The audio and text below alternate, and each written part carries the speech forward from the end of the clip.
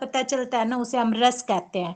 फिर उनको षड रस में वो 6 प्रकार के होते हैं, उनको हम षड रस बोलते हैं। वो ठीक मधुर। है जी, ठीक है, ठीक है, ठीक है जी, ठीक है, ठीक है। कंचन जी, इससे आगे क्या पढ़ाया था हमने?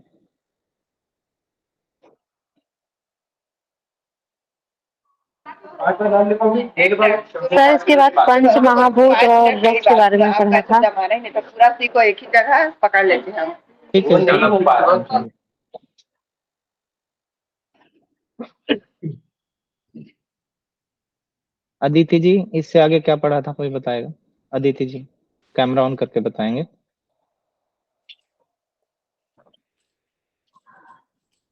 सर मुझे याद तो नहीं है, पर आपने सर महाभूत और द्रव्यों के बीच में जो रसों के बीच में जो रिलेशन है वो बताया था। और उसके बाद आपने ये बताया था कि कौन से रस खाने से कौन से वात पित्त कफ बढ़ता है और कौन सा खाने से घटता है। सर आपने नंबर भी लिखवाए थे, तो सर याद नहीं है मुझे। ठीक है जी। 6 रस को सीक्वेंस में बताएगा कोई?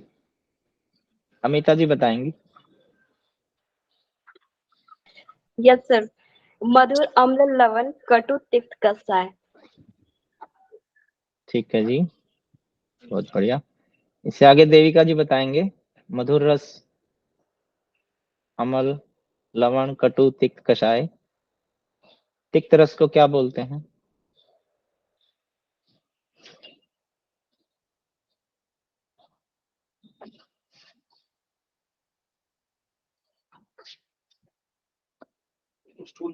देविका जी ऑन द वे है। हिमांशु जी बताएंगे।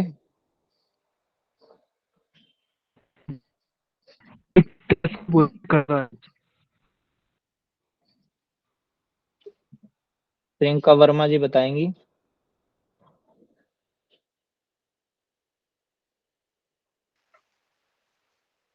सर क्वेश्चन रिपीट करना, क्या पूछा था आपने? तिक्त रस को क्या कहते हैं?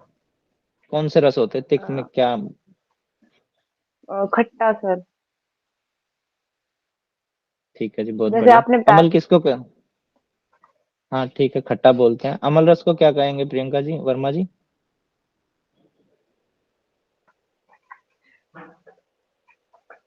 सर ध्यान नहीं हमें तो।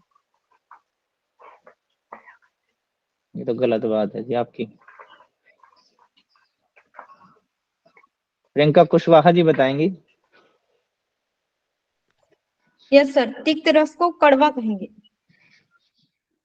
ठीक है जी। और अमल रस को? अम्ल खट्टा। ठीक है। कटु रस को मीनू राव जी बताएंगे, कटु रस को क्या कहते हैं? सर तीखा। ठीक है जी।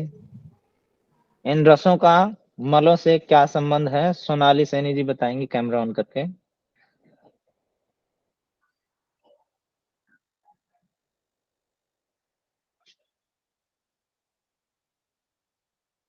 सर क्या पूछा है? जो हमने षड्रस पढ़े थे उनका मलों से क्या संबंध है वो बताना है जी, आपने कैमरा ऑन करते हैं।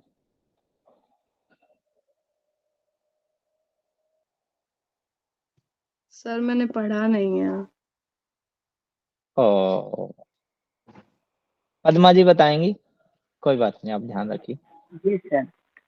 सर रस का संबंध इस तरह से है मल से कि पहले के जो 3 हैं, मधुर, अम्ल और लवण, ये मल को विसर्जन में हेल्प करते हैं बहुत ज्यादा।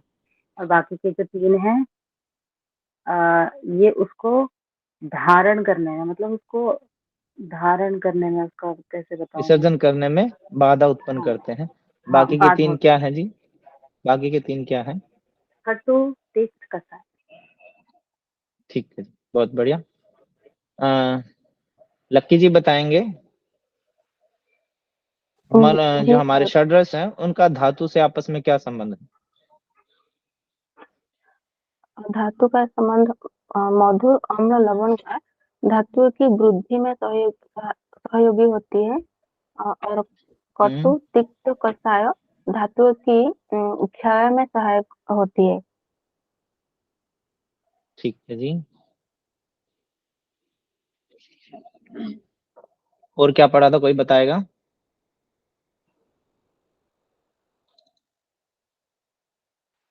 सर मेरा एक सवाल है। रसों के विभाग हाँ जी, सवाल भी ले लेंगे, 1 मिनट रुक जाइए। जी बताइए, उससे आगे क्या पढ़ा था हमने? सर रसों के विभाग पढ़े थे। नहीं, क्या पढ़ा था रसों के विभाग में हमने? विदाही और अविदाही। विदाही कौन से होते हैं?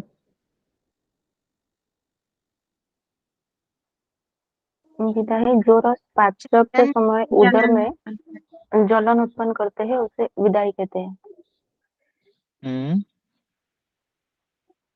अविदाही कौन से होते हैं? जो रस पाचन के समय में उत्पन्न नहीं करते हैं पाचन के समय में अविदाई कहते हैं। जलन उत्पन्न नहीं करते। ठीक है। प्रियंका कुशवाहा जी बताएंगी कौन से रस हैं 6 रसों में से जो विदाही उत्पन्न करते हैं?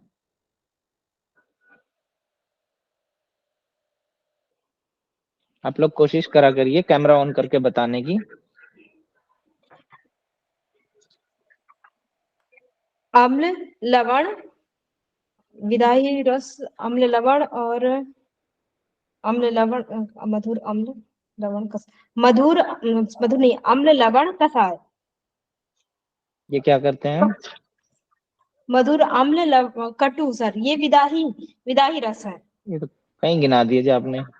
मधुर अमल लवण विदाही, मधुर अमल नहीं ना, लवण मधुर अमल नहीं लवण सर, कटु। नहीं अम्ल लवण कटु ये सर विदाही रस है। और अविदाही रस इनको छोड़ के जो मधुर है, फिर तिक्त और कसाय, वो अविदाही रस है। ठीक है।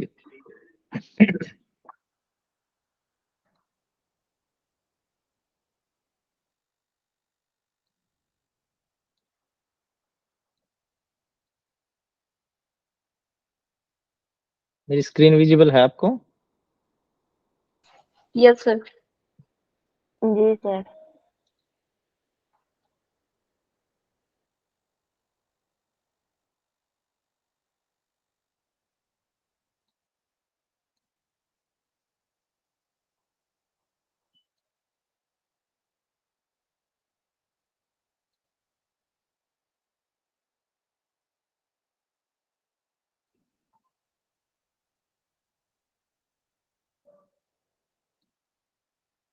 कल हमने यहाँ तक पढ़ लिया था रसों के विभाग।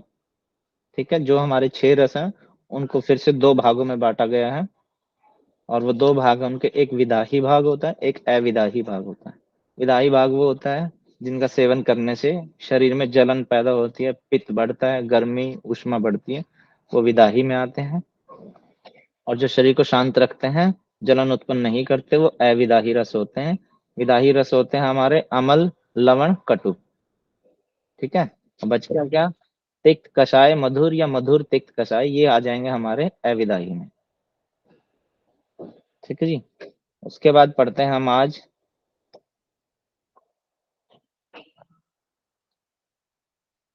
रसों की पहचान। कैसे पता चले कि कौन सा रस मीठा है, कौन सा अम्ल है, लवण है, कटु है, तिक्त है, कषाय है, कैसे रस है ये? तो मधुर रस वो होते हैं जो रस खाने पर तृप्ति, परितुष्टि, प्रसन्नता व मुख में चिपचिपापन उत्पन्न करते हैं, वो सब मीठे में आते हैं। चाहे वो आपकी मक्की हो, ठीक है, या आपकी कोई भी मिठाई हो। अब यहाँ से आप इसका आइडिया लगा सकते हैं, जिनके खाने में मिठास पैदा होता है, ठीक है, तृप्ति होती है, संतुष्टि होती है, प्रसन्नता होती है, मुख में चिपचिपापन होता है, वो सब हमारे मधुर रस कहलाते हैं। शरीर को पोषण प्रदान करते हैं, इनसे कफ बढ़ता है, इनका स्वाद मीठा होता है, जैसे केला हो गया, कटहल भी मतलब डायरेक्ट बहुत मीठे में तो नहीं है, पर इसका जो स्वाद है वो मीठा होता है। फिर पढ़ते हैं अमल रस। अमल हो गया खट्टा, जिस रस का सेवन करने से मुख से स्राव उत्पन्न होता है। जैसे मान लो किसी के साथ घटना घटी हो, किसी ने नींबू, अगर नींबू डायरेक्टली नींबू लिया हो, तो एकदम से खट्टा खट्टा मुंह हो जाता है, और मुंह से जैसे मैंने अभी लिया तो मेरे मुंह में भी ऐसे पानी से आ जाता है। तो रोमांच या दंत हर्ष करता है, आंखों एवं बाहों को संकुचित करता है। ज्यादा खट्टा खाने से एकदम से ऐसा सा मुंह हो जाता है। तो जो हमारी आईब्रो है उनको कॉन्ट्रैक्ट करता है, आंखों को कॉन्ट्रैक्ट करता है। उस रस जो भी हमने सेवन किया, आहार जो भी लिया हमने, जो भी रस लिया, अगर उसका सेवन करने से हमारी आंखें सिकुड़ती हैं, हमारी भौहें जो आईब्रो हैं वो आपस में सिकुड़ती हैं, तो वो अमल रस होते हैं। जैसे इमली होगी, नींबू हो गया, दही हो गया, ज्यादा खट्टी दही, ठीक है, वो खट्टे में आ जाएंगे सर। लवण रस होते हैं, लवण यानी कि नमक वाली, जो रस सेवन करने पर मुख से लार टपकता है, ठीक है। यहाँ भी देखो मुख से स्राव होता है, यहाँ मुंह से लार टपकती है। ये दोनों अलग अलग आप इनको समझेंगे, ठीक है। तथा गले व कपोल में जलन पैदा करते हैं। कपोल हो गया हमारा गले का, जो ये जहाँ से गले का जो फूड पाइप, यहाँ ऐसे क्या समझ सकते हैं, गला हो गया, और गले में जलन पैदा करता है, वो हमारे नमक में आ जाएंगे, वो लवण रस में आ जाएंगे। हमारे सारे रस में नमकीन है, चाहे वो किसी में ऊपर से डला हुआ हो या उसके अंदर खुद का साल्ट हो, जैसे नमक हो गया आदि। कटु होते हैं चरपरे या तीखे बोलते हैं इनको। इन रस का सेवन करने पर मुख में सुई सी चुभती है, जीभ के अंदर भी, और जीभ जो अंदर की तरफ गाल होते हैं हमारे, गाल के अंदर का एरिया, उनमें सुई सी चुभने लग जाती है, और जीभ के अगर भाग व कपोलों को जलाता है। कपोलो फिर ये हो गया गले को जलाता है। आंख, नाक व मुख से स्राव कराता है, ठीक है। आंख से भी आंसू आते हैं अगर ज्यादा तीखा खाता कोई, नाक भी बहने लग जाती है, और मुंह से भी लार टपकने लग जाती है। जैसे लहसुन हो गया, आप लहसुन को डायरेक्टली एक लहसुन को ऐसे लेंगे ना, तो वहीं पे जलन हो जाएगी, जहां पे वो टच होगा ना अंदर की तरफ गाल में, वहीं पे जलन हो जाएगी। हींग हो गया, लौंग भी इसमें आता है, अदरक हो गया, पीपली हो गया, ये सब इसमें आते हैं। फिर आता है हमारा तिक्त रस। तिक्त मतलब कड़वा। इस रस का सेवन करने पर मुख से लिसलिसेपन को हटाता है। ये चिकनापन जो होता है ना, चिपचिपापन सा, उसको खत्म कर देता है, और जीभ को जड़ बनाता है। जीभ आपको ऐसी लगेगी कि जैसे कुछ भारी सी होगी है जीभ, जैसे करेला खाने पे ऐसे फील होता है। नीम के पत्ते अगर चबाएंगे तब आपको ऐसा लगेगा जैसे किसी ने नीम की दातुन करी हो, तो दांतों पे फिर अब जब जीभ को घुमाते हैं तो चर चर की आवाज सी आती है, एकदम जैसे बिल्कुल साफ हो गए हो, क्योंकि वहां से वो जो लिसलिसापन था, जो चिपचिपापन था, वो सारा हट जाता है, ठीक है। ये हमारा तिक्त में आएगा, इसके गुण होते हैं। कषाय रस वो होते हैं, यह रस जीभ को तो जड़ बनाता ही है, ये तो तिक्त भी बनाता है, और ये कंठ और स्रावों को अवरुद्ध करता है। कंठ में, और जो कंठ से नीचे का एरिया है उसमें अवरोध पैदा करता है, निगलने में परेशानी सी होती है, बाधा उत्पन्न करता है। जैसे हरड़ हो गया, बहेड़ा हो गया, आंवला हो गया, गिलोय होगी, जामुन होगी। जामुन जब आप ज्यादा खाते तो अंदर की तरफ अगर जीभ लगाएंगे तो ऐसा लगेगा लाइन सी होगी, जैसे अंदर की तरफ से गाल फट सी गए हों। ऐसे ही गिलोय में होता है, इनका अलग सा सलाइवा सा इनका वो लेयर बना लेता अपना मुंह के अंदर, और आप जब जीभ लगाएंगे तो ऐसा लगता है जैसे फट सी गया कुछ, ठीक है। ये इनकी रसों की पहचान होगी आपस में। अब द्रव्यों में पाए जाने वाले गुण। द्रव्यों में मुख्यतः 20 गुण होते हैं, जो 10-10 के जोड़े में होते हैं, और यही जोड़े एक दूसरे के विरोधी होते हैं, क्योंकि इनमें प्रत्येक का एक विरोधी गुण होता ही होता है, ठीक है।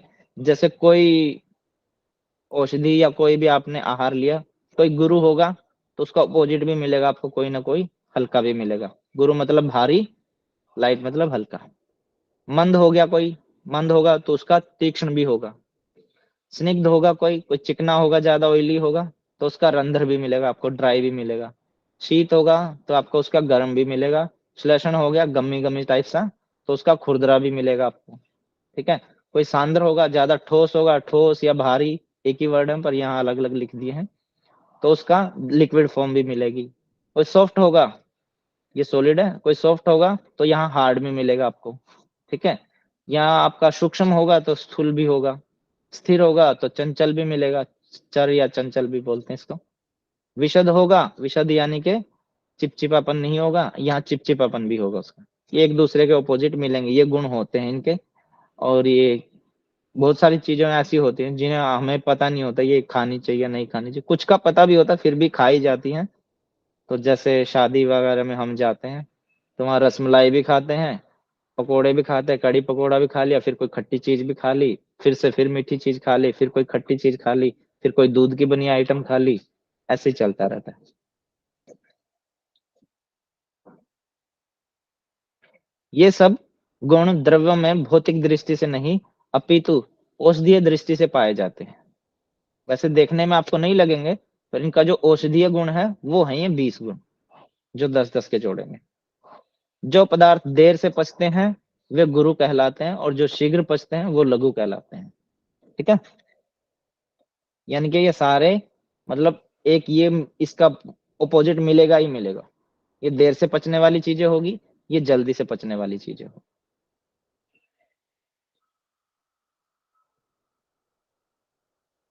द्रव्यों के ये गुण उनमें विद्यमान प्रमुख पंच महाभूत जो होते हैं उनके आधार पर पाए जाते हैं। जिस द्रव्य में पृथ्वी तत्व की ज्यादा प्रधानता होती है वो गुरु गुण होता है, यानी कि देर से पचने वाला, वो भारी भोजन होता है, भारी आहार होता है, भारी औषधि होती है। जिस द्रव्य में आकाश तत्व की प्रधानता होती है वो लघु होते हैं, वो जल्दी पचने वाले होते हैं। फिर पढ़ते हैं कि इन्हीं के ही दो भाग और होते हैं, एक को वीर्य बोलते हैं, एक को विपाक बोलते हैं। वीर्य पोटेंसी औषधि में जो रोग के उपचार में मुख्य रूप से सहायक होता है वह वीर्य होता है, वही शक्ति होती है, उसी को ऊर्जा कहते हैं, वही बल होता है। जब आपने सृष्टि क्रम पढ़ा था ना, ब्रह्मा, ब्रह्मा से आकाश, वायु, अग्नि, जल, पृथ्वी, पृथ्वी से फिर आपने पढ़ा था पृथ्वी से अन्न, अन्न से औषधि, औषधि से वीर्य लिखा था वहां पे। तो बहुत सारे उसको वीर्य को ब्रह्मचर्य से जोड़ रहे, तो वो वीर्य शक्ति है या ऊर्जा है। ठीक है जी। औषधि में जो रोग के उपचार में मुख्य रूप से सहायक होता है वह उस औषधि का जो वीर्य है, यानी कि उसका जो बल है, उसकी जो ताकत है, उसका जो औषधीय गुण है वो कहलाता है वीर्य। वीर्य के आधार पर औषधि द्रव्यों को दो भागों में विभाजित किया गया, एक होता उष्ण वीर्य, एक होता शीत वीर्य। इसे ही हम सामान्य भाषा में गर्म तासीर वाले और ठंडी तासीर वाले द्रव्य मानते हैं। ठीक है, तो यहाँ पढ़ते हैं कौन से होते हैं, मधुर, तिक्त और कषाय, ये ठंडी तासीर के होते हैं हमारे। अमल, लवण, कटु, ये हमारे उष्ण वीर्य कहलाते हैं। ठीक है जी। कटु मीन्स क्या पढ़ा था आपने? तीखा। तीखा। तीखा। ठीक है, और तीखे में आपकी मिर्च, मसाले सब गर्मी पैदा करते हैं शरीर में। जैसा कि आपने पढ़ा था कि वो उनसे नाक भी बहने लग जाती है, आंखों से पसीना आने लग जाता है, ठीक है, मुंह से लार निकलने लग जाती है। ये आपने इसके गुण पढ़े थे। अब किसी को जुकाम होता तो उसको बोलते हैं ना कि अदरक की चाय तेज सी बना के डाल के पी लो, तुलसी के पत्ते डाल लो, उसमें सौंठ डाल लो, लौंग, इलायची डाल लो, तो सारे वो कटु में आते हैं, वो उष्ण वीर्य हो गया। ऐसे लवण में भी होते हैं, अमल में भी होते हैं। ठीक है। कुछ विद्वानों के मतानुसार शीत और उष्ण वीर्य के अलावा भी 6 वीर्य और भी होते हैं, यानी कि 6 और ताकत होती हैं, वो 6 गुण और होते हैं उनके। जैसे चिकना, चिकना आपने अब तक नहीं पढ़ा था ना, स्निग्ध, 6 रस में नहीं था ना ये? नहीं था सर। ये रुक्ष हो गया, गुरु, लघु, मंद, तीक्ष्ण। ठीक है, ये इनके और भी गुण होते हैं। शीत और उष्ण वीर्य के अलावा अन्य 6 वीर्य और भी होते हैं, कुछ विद्वानों का कहना है, पर मुख्यतः ये शीत और उष्ण दो ही होते हैं। इस प्रकार शीत और उष्ण को मिलाकर इनकी संख्या 8 मानी जाती है। मुख्यतः आपकी यही रहेंगे। ठीक है, अगर क्वेश्चन आता है कि वीर्य के कितने भाग होते हैं तो शीत और उष्ण वीर्य होते हैं, और आप प्राइमरी इनको रखेंगे, ये सेकेंडरी होते हैं। फिर पढ़ते हैं विपाक क्या होता है। विपाक मतलब आफ्टर टेस्ट।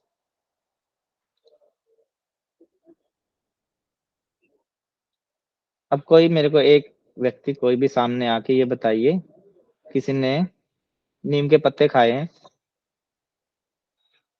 जी सर। सामने आइए जी।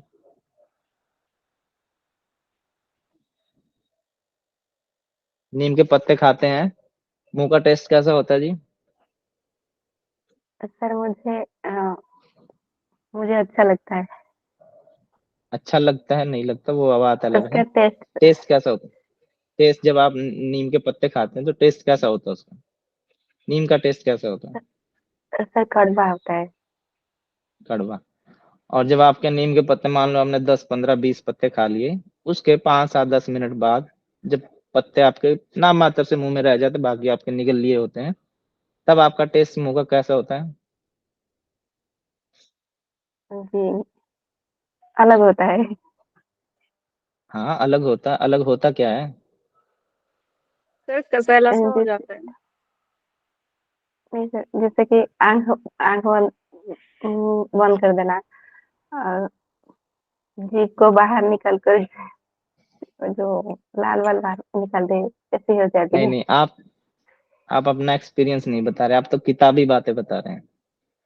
और कोई आइए सामने सर जिसने सर नीम के जैसा पत्ते आंवला खाए। खाने के बाद पहले आंवला का फैला लगता है, बाद में मीठा मीठा सा लगता है खाने के बाद। गुड, बहुत बढ़िया सौरभ जी।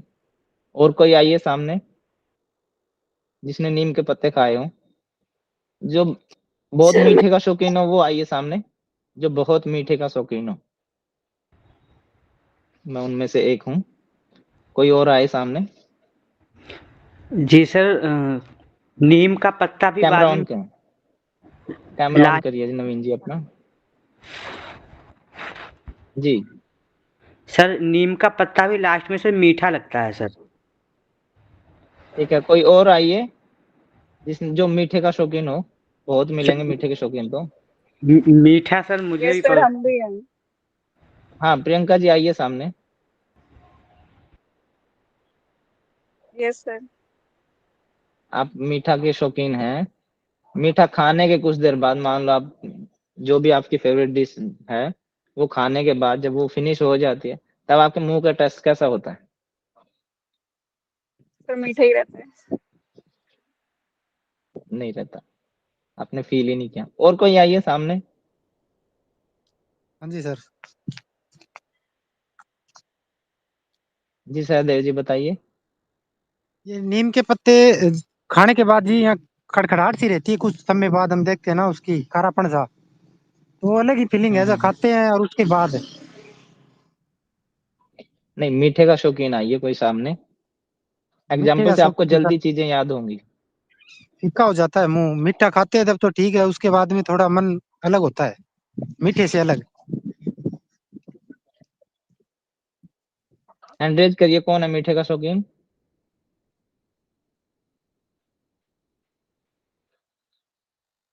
कोई भी नहीं है, सब डाइट पे चल रहे हैं।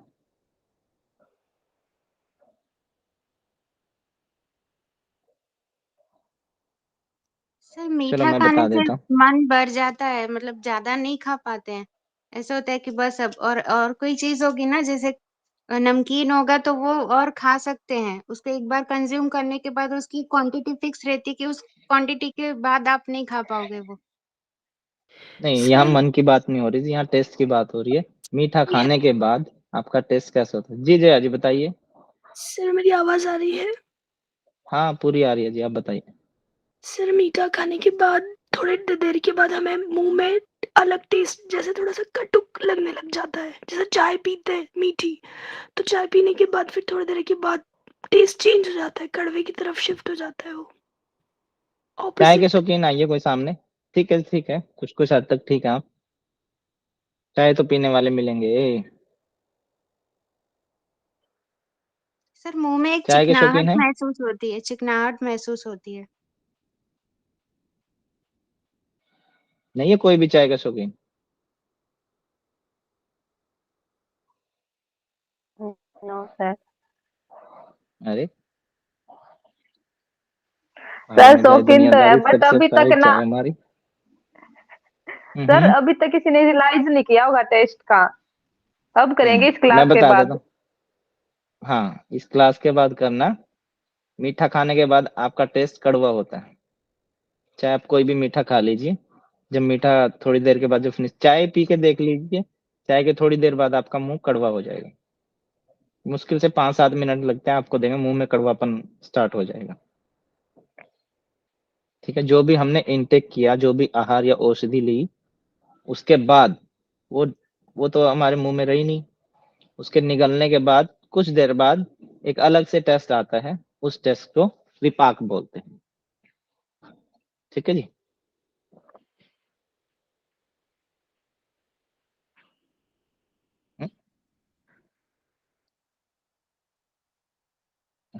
काम आगे। Okay sir. टेस्ट करके देख लेना जी आप। जठराग्नि के संयोग से द्रव्यों के पाचन के समय जो अन्य रस उत्पन्न होता है उसे ही विपाक कहा जाता है। पाचन की अंतिम अवस्था में द्रव्य का सार और कीट भाग ये अलग अलग हो जाते, ये हमने पढ़ लिया था पाचन क्रिया में। ठीक है, जठराग्नि ने काम किया, समान वायु ने उसके ऊपर काम किया, उसके दो भाग बन गए, एक सार भाग, एक असार भाग, मल भाग, कीट भाग, दूसरा सार भाग या प्रसार भाग। ठीक है, ये अलग अलग हो जाते हैं। मल भाग के अलग हो जाने पर सार भाग केवल रस के रूप में शेष रह जाता है। ठीक है, पर अलग से जो टेस्ट मुंह में बनता है ना, उस टेस्ट को विपाक बोलते हैं। इससे पहले हमने वीर्य पढ़ा था, उसकी जो ऊर्जा होती है, उसकी जो ताकत होती है, उसका जो बल होता है, उसको वीर्य कहते हैं। और विपाक जो हमने ग्रहण किया जो भी आहार, उसके खत्म हो जाने के बाद कुछ देर बाद एक अलग से टेस्ट आता है जो उसका खुद का टेस्ट नहीं था, उस टेस्ट को हम विपाक बोलते हैं। ठीक है, यह द्रव्य यानी कि जो भी हम सेवन करते हैं, आपने जब द्रव्य पढ़े थे तब ये बोला गया था कि द्रव्य होते हैं जो भी हम भोजन के रूप में जो भी लेते हैं उसको द्रव्य कहा जाता है। यह द्रव्य का एक नया रूप होता है और इसका रस भी नया उत्पन्न होता है, इसे ही विपाक कहते हैं। आप ट्राई करके देख लेना, नीम के पत्ते स्टार्टिंग में आपको कड़वे लगेंगे, जब वो कड़वे पत्ते आप चबा लेंगे, निगल लेंगे ना, थोड़ी देर बाद आपका मुंह मीठा हो जाएगा। ठीक है, कोई भी चीज ज्यादा नमकीन वाली खाएंगे तो आपका मुंह खट्टा हो जाएगा, और ज्यादा मीठी चीज खाते तो आपका मुंह कड़वा हो जाता है। ठीक है, ये 3 तरह का ही होता है, इसके अलावा नहीं होता। रस के आधार पर विपाक के 3 भेद होते हैं। ठीक है, एक मीठा टेस्ट होएगा, एक खट्टा टेस्ट होएगा और एक तीखा टेस्ट होएगा। 3 ही टेस्ट होते हैं हमारे। ठीक है, मीठा खाएंगे तो आप ध्यान करना कि आपका मुंह कड़वा हो जाएगा। ठीक है, खट्टी चीजें, कड़वी चीजें खाएंगे, उसके बाद मीठापन आएगा ही आएगा। बस ये 3 ही गुण होते हैं, ये तीनों को विपाक में काउंट किया गया है। फिर पढ़ते हैं जी हम, स्वस्थ व्रत क्या होता है। जीवन जीने का जो सही तरीका होता है उसे ही स्वस्थ व्रत कहा गया है। ठीक है, इसके अंतर्गत 2 चीजें आती, एक होती है हमारी दिनचर्या, एक होती है ऋतुचर्या। दिनचर्या में ही रात्रिचर्या भी होती है, दिन और रात को मिला के पूरा दिन बनता है, तो इसलिए उसको अलग से नहीं काउंट करेंगे, दिनचर्या ही होती है वो।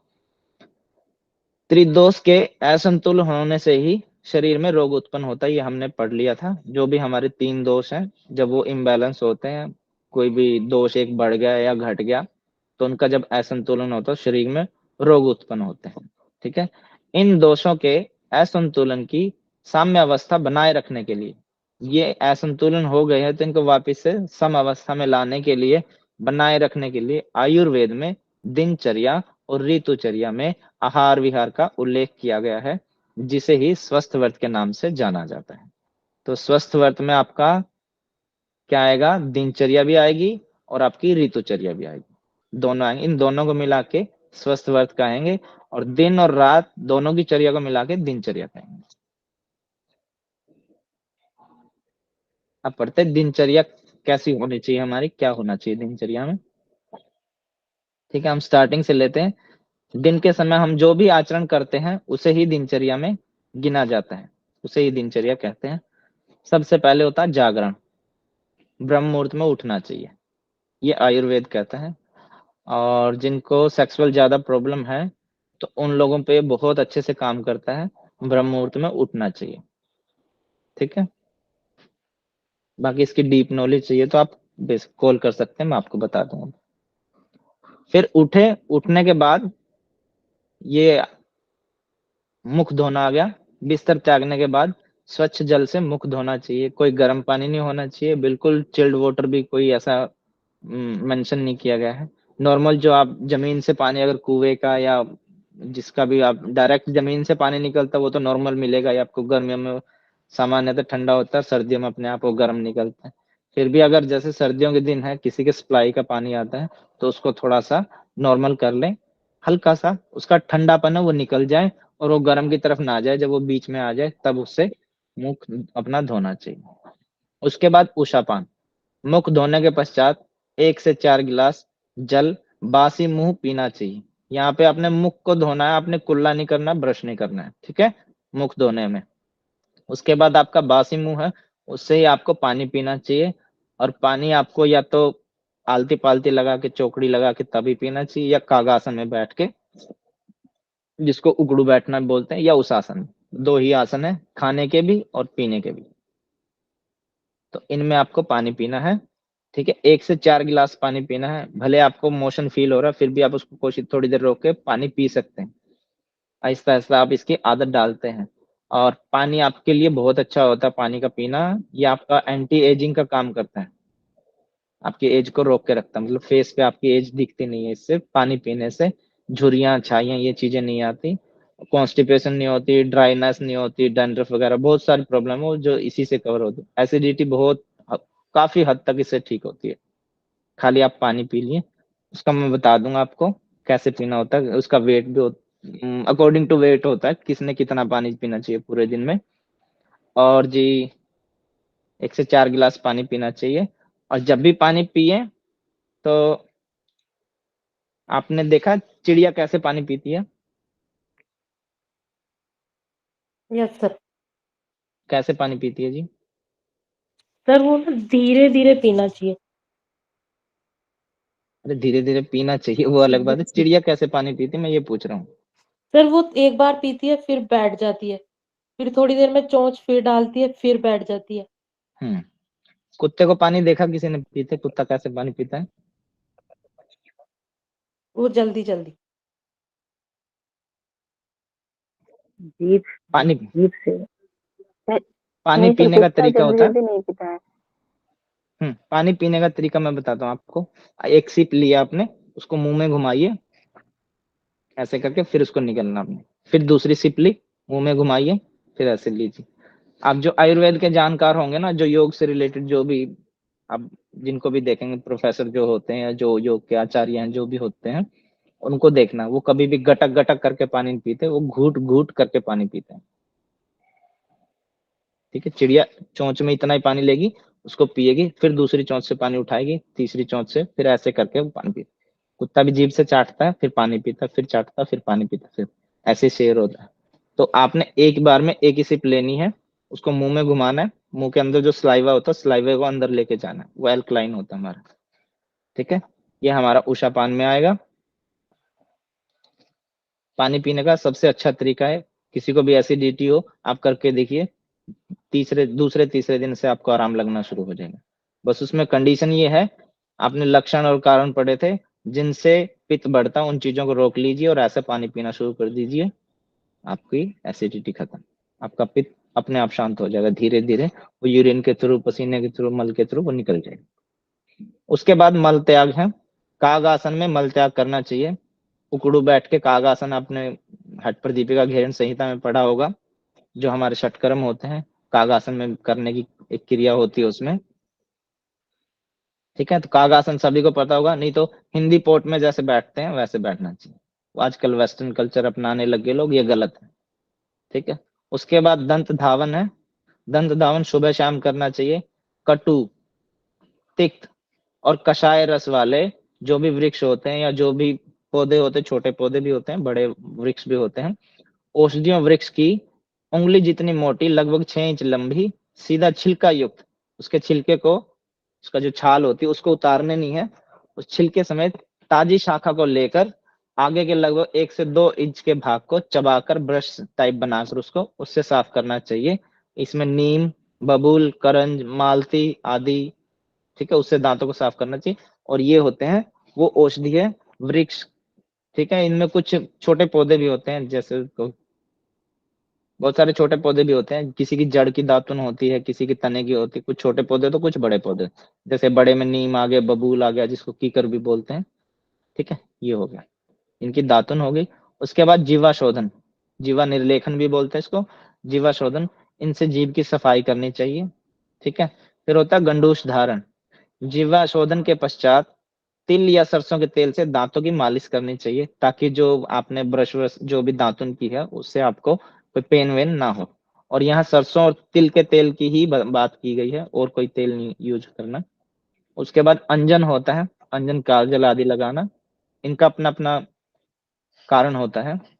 उसके बाद होता है नस्यकर्म, तेल की कुछ बूंदे नाक में डालना, जैसे बादाम तेल, गाय का घी, अणु तेल, षड़बिंदु तेल, आदि आदि, ये नशे क्रम में आते हैं। उसके बाद धूम्रपान होता है। धूम्रपान मतलब वो नहीं है कि बीड़ी सिगरेट का पीना, औषधीय धूम्रवर्ती को जलाकर धूम्र का पान करना, औषधीय गुण को लेना। ठीक है, कुछ ऐसी औषधियां होती है जिनको पाउडर फॉर्म में लेने से उनका गुण अच्छे से हमारे अंदर आता है, कुछ को चबाने से आता है, कुछ को पीने से आता है, कुछ को सूंघने से आता है। तो धूम्रपान यहाँ वो। फिर आता है शौरकर्म। शौरकर्म में नाखून बाल आदि की सफाई करना। उसके बाद आता है अभ्यंग, ये आता है इसमें तेल मालिश करना। उसके बाद व्यायाम करना, स्नान अभी भी नहीं आया है। उसके बाद व्यायाम करना है। जिस क्रिया से शरीर में श्रम थकावट उत्पन्न हो उसे व्यायाम कहते हैं। और इसमें इसकी पहचान होती है कि जब तक आपके माथे पे और आपकी अंडर आर्म में पसीना ना आए तब तक आगे नहीं समझना चाहिए कि आपने व्यायाम कर लिया। जब आ जाए तब आप समझ सकते कि हाँ अब व्यायाम मेरा हो गया, अब मैं उससे आगे की क्रिया कर सकता हूँ। उसके बाद होता उपटन। उपटन में दूध, बेसन, तिल के तेल, दही, मुल्तानी मिट्टी आदि से लेप करना होता है। ठीक है, ये क्लींजिंग का काम करते हैं। जैसे दूध है, ये सबसे बेस्ट क्लींजिंग एजेंट होता है। बेसन हो गया, ठीक है, ये तिल का तेल हो गया, तिल तेल हो गया, दही हो गई, मुल्तानी मिट्टी आदि आदि, इनसे लेप करना। फिर आता है स्नान। ठीक है, शरीर के तापमान व ऋतु के अनुसार स्वच्छ जल से स्नान करना चाहिए। कहीं पर भी आपको ये नहीं लिखा मिलेगा कि चाहे सर्दी हो या गर्मी हो आपको ठंडे पानी से ही नहाना चाहिए। देखो यहाँ आयुर्वेद स्पष्ट कहता है शरीर के तापमान के अनुसार। ऐसा नहीं कि आप सर्दियों में सो रहे हैं रजाई में और जैसे उठते ही आप ठंडे पानी में कूद गए, बिल्कुल गलत है। पहले आपका शरीर का तापमान कुछ होता जब आप रजाई में थे, कुछ देर बैठे रिलैक्स करें अपने आप को, फिर आपकी बॉडी का टेम्परेचर कुछ होगा, उसके अनुसार आपको पानी से नहाना चाहिए, वो गर्म है ठंडा जो भी। ठीक है, और ऋतु के अनुसार, जैसे अब ठंडी के दिन है तो ठंडी के दिनों में अलग जल होगा, गर्मियों के दिनों में अलग होगा, बारिश के दिनों में अलग होता है। ठीक है, फिर वस्त्र धारण होगा, स्वच्छ सुंदर और सौम्य वस्त्र का धारण करना। उसके बाद भोजन करना, और भोजन भी प्रकृति के अनुसार उचित, यहाँ मिताहार से संबंधित है। प्रकृति के अनुसार जो प्रकृति में जो सर्दियों के सीजन की जो सीजनल है वही हमें भोजन ग्रहण करना चाहिए और उचित मात्रा में करना चाहिए, ओवर ईटिंग नहीं करनी चाहिए और संतुलित आहार ही का ही सेवन करना चाहिए। ठीक है, फिर आती है रात्रिचर्या। रात्रिचर्या भी दिनचर्या का ही एक अंग है, क्योंकि दिन और रात को मिलाकर एक दिवस कहा जाता है, और निद्रा और ब्रह्मचर्य इसके प्रमुख अंग माने जाते हैं। हमने जब 3 आधार स्तंभ पढ़े थे तब उसमें भी ब्रह्मचर्य आधा, आहार निद्रा ब्रह्मचर्य, तो उसमें ब्रह्मचर्य में यही कहा गया ये निद्रा रात्रिचर्या का एक अंग है। तो निद्रा और ब्रह्मचर्य ये रात्रिचर्या के अंग है। अगर क्वेश्चन आता है कि ब्रह्मचर्य किसका अंग है, दिनचर्या का, रात्रिचर्या का, ऋतुचर्या का, या और कुछ लिख दे, ठीक है, तो आप ये रात्रिचर्या का, अगर निद्रा और ब्रह्मचर्य दोनों रात्रिचर्या के अंग हैं।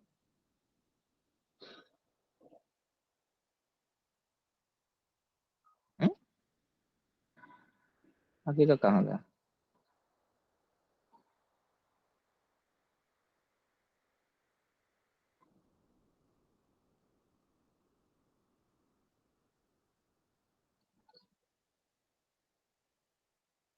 अच्छा, हमने 20 से पढ़ाना शुरू कर दिया।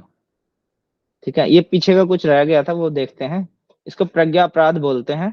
प्रज्ञा अपराध इकट्ठा बोलेंगे तो प्रज्ञा अपराध बोलेंगे। ठीक है, रोगों का कारण क्या होता है आपने सब चीजें पढ़ ली, वात भी पढ़ लिया, पित्त भी पढ़ लिया, कफ भी पढ़ लिया, आपने ये भी जान लिया कि किसके खाने से किसके पीने से क्या गुण होता है, पर असल में ये नहीं आया कि करे क्या। ठीक है, तो रोग का प्रमुख कारण क्या होता है? अब तक हमने यही पढ़ा था कि जो हमारे त्रिदोष होते हैं उनके असंतुलन होने से रोग उत्पन्न होता है। अब वो भी असंतुलन कैसे होते हैं उसको जान लेते हैं। मुख्य कारण क्या होता है? धी, धी मतलब बुद्धि, धृति, स्मृति, विभ्रष्ट, कर्मयत, कुरुत, अशुभम, प्रज्ञापराधम, ततम, तम विद्यातम, सर्वदोष प्रोपण्यम। ये चरक संहिता में लिखा गया है, 1/102 है इसका सूत्र नंबर। धी मतलब बुद्धि, धृति मतलब धैर्य, स्मृति श्रवण शक्ति, इनके भ्रष्ट हो जाने पर मनुष्य जब अशुभ कर्म करने लग जाता है तब सभी शारीरिक व मानसिक क्रियाओं पर इसका प्रभाव पड़ता है और वो मानसिक दोष जो हो वो प्रकोपित हो जाते हैं, शारीरिक और मानसिक दोष, और जिनके कारण हम रोग की तरफ, जो हमारे वो त्रिदोष है, वो असंतुलन होता है उनका। इन अशुभ कर्मों को प्रज्ञापराध कहते हैं। जो इनको करेगा उसके शरीर और स्वास्थ्य की तो हानि होगी होगी, और वह रोगग्रस्त भी होगा ही होगा। ठीक है, पढ़ते हैं सत्व या मानस प्रकृति। हमने प्रकृति पढ़ी थी, कितने प्रकार की प्रकृति होती है?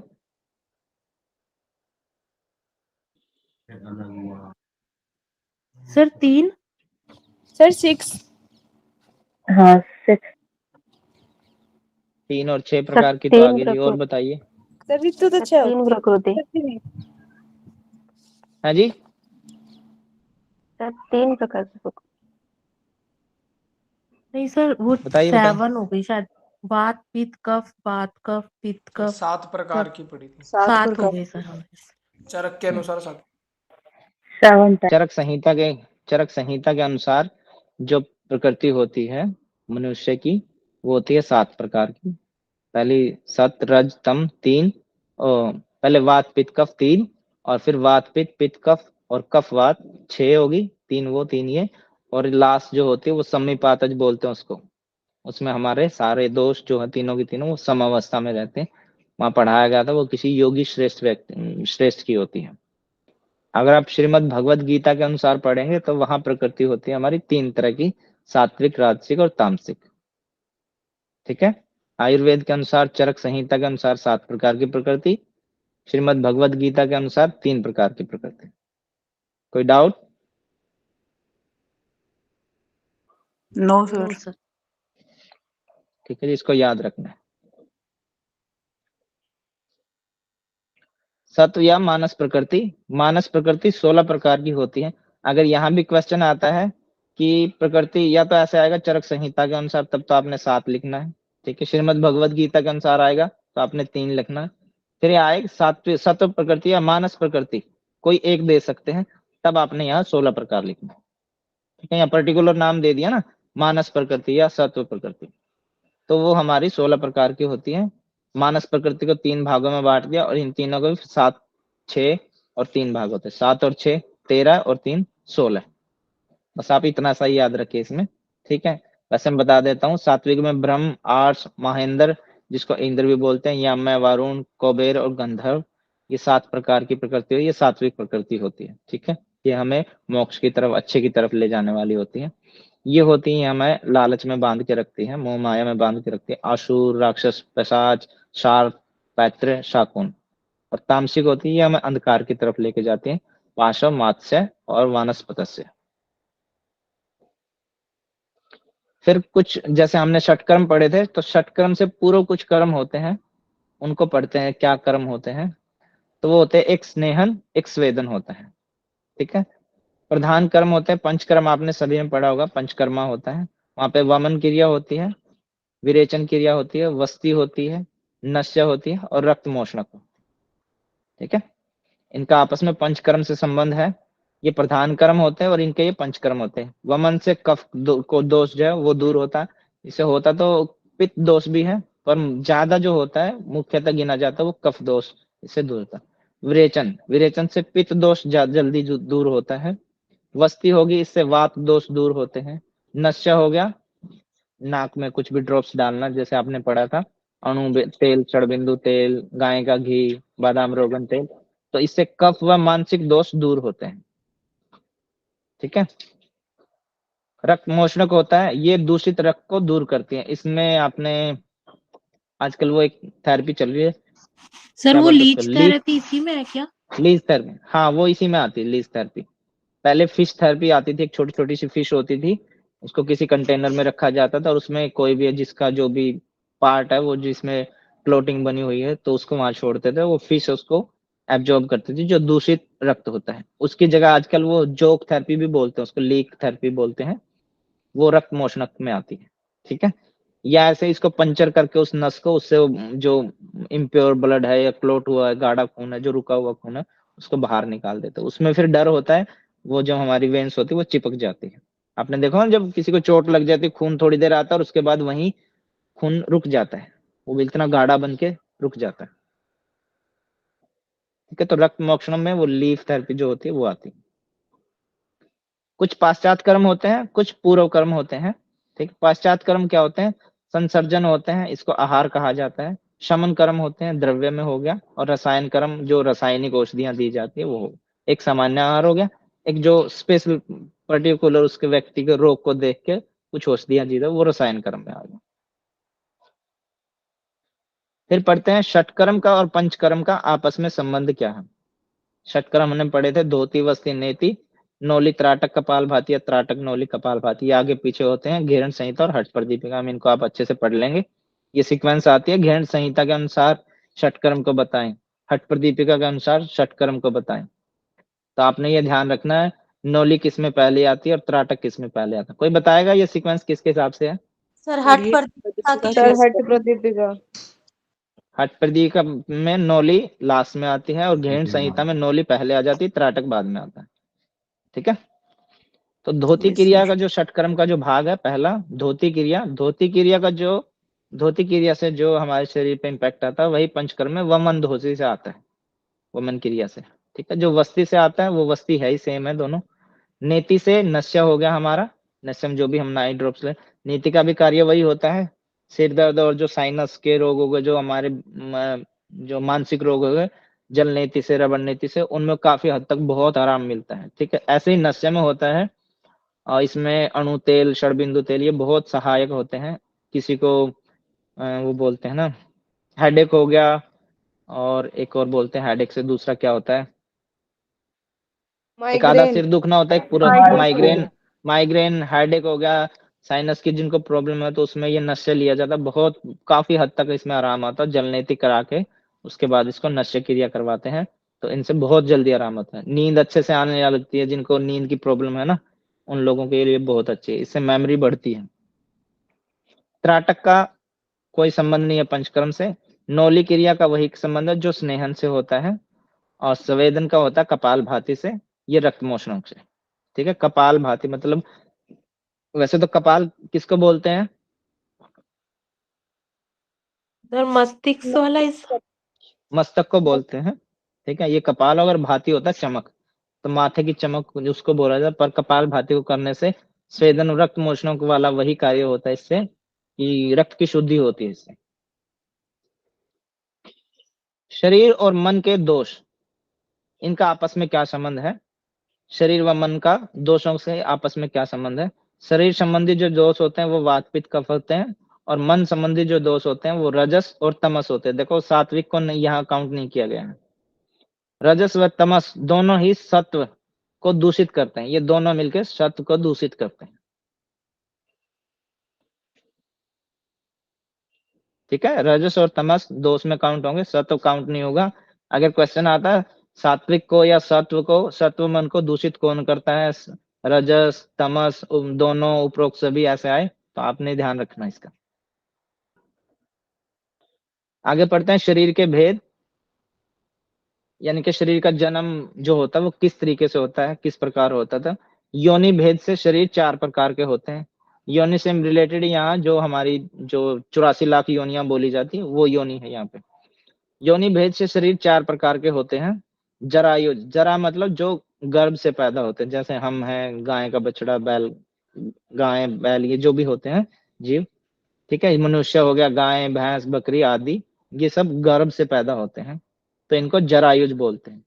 अंडज होते हैं जो अंडे से पैदा होते हैं, जैसे पक्षी हो गए, ठीक है, सांप हो गया, मछली हो गई आदि आदि। फिर होता है स्वेदज, स्वेदज होता है, स्वेद मतलब पसीना, जो पसीने से पैदा होता है, जैसे जुएं होती हैं, लीक होती हैं, और तरह तरह की बीमारियां जो होती हैं।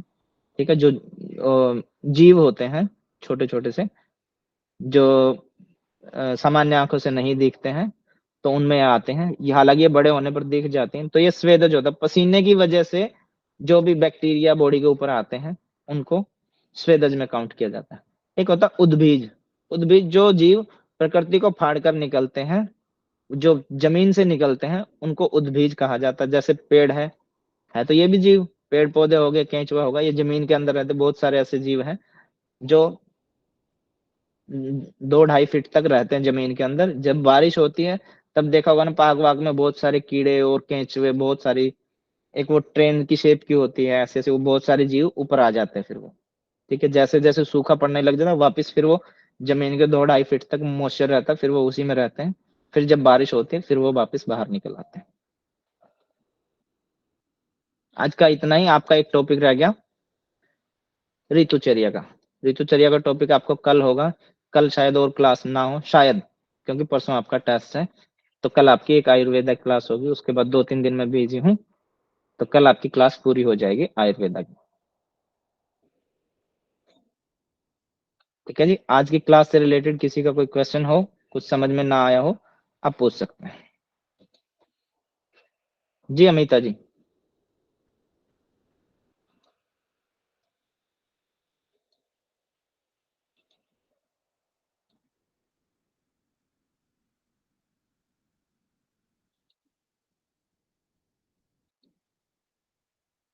सर आपने प्रकृति वाला